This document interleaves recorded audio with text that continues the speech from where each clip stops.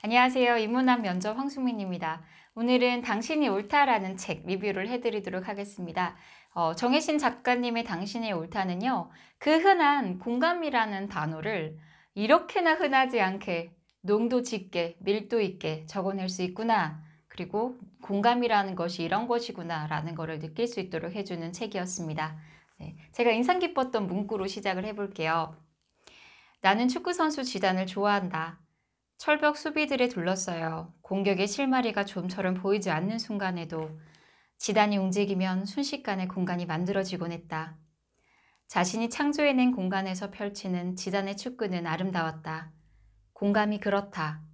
옴짝달싹 할 수 없을 것처럼 숨막히는 고통과 상처 속에서도 공감이 몸에 배인 사람은 순식간에 공간을 만들어낼 수 있다.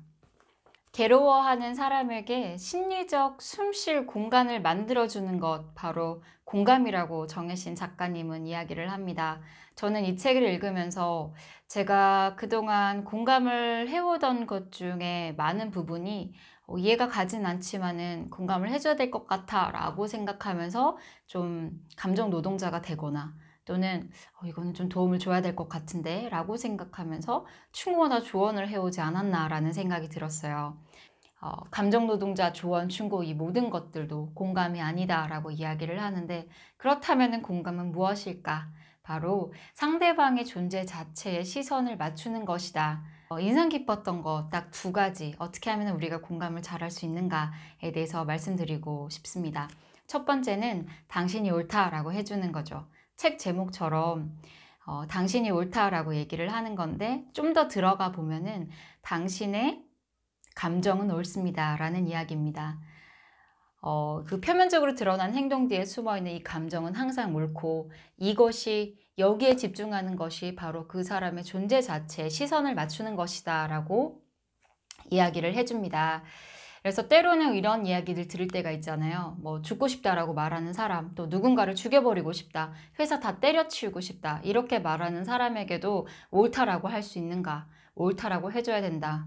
왜냐하면은 그 행동 뒤에 숨어있는 그 감정은, 너무나 괴로워하는 그 감정은 옳기 때문이라는 건 거죠.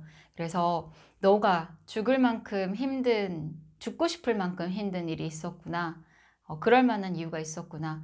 누구를 죽이고 싶을 만큼 화가 났구나. 이렇게 이야기를 해주는 거죠.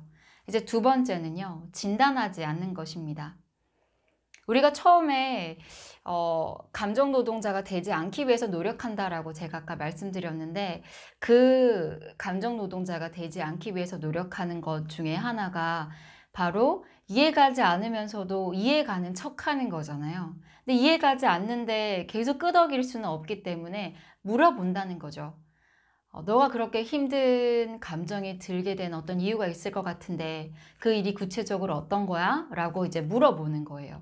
이런 식으로 대화가 시작이 되는 건 거죠. 진단을 해버리면은 공감하기 참 어려운 것 같아요. 예를 들어서 죽고 싶다라고 이야기를 할 때도, 네 상황에서 죽고 싶다라고 생각을 하면은 나는 이미 죽었지 라고 생각을 한다든지, 아니면은 너는 원래 멘탈이 좀 약해, 너는 좀 나약하잖아, 그리고 너 되게 좋은 조건인 거 혹시 알아? 다른 사람 상황은 생각해 봤어? 이런 식으로 이제 생각을 내가 한다면은 그 사람이 당연히 공감이 안 가는 거죠. 근데 상황이 어떨지 간에, 조건이 무엇인 건 간에, 그 사람이 부자이던 직업이 좋건 아니면은 뭐 외모가 어떻던 상관없이 그 사람의 감정은 옳은 거다라고 이야기를 합니다. 여러분은 좀 어떠신가요?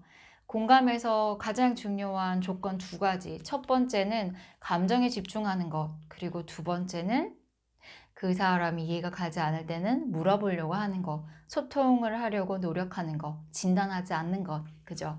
그래서 30여 년 넘게 이제 심리학자로서, 그리고 상담가로서 활동을 해오신 분이신데, 그분의 모든 경험과 모든 노하우들이 녹여있는 책입니다.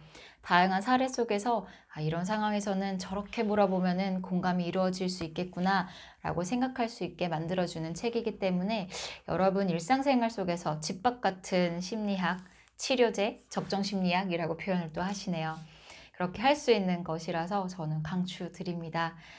리뷰가 도움되셨다면 좋아요, 구독, 알람 설정까지 부탁드리겠습니다. 감사합니다.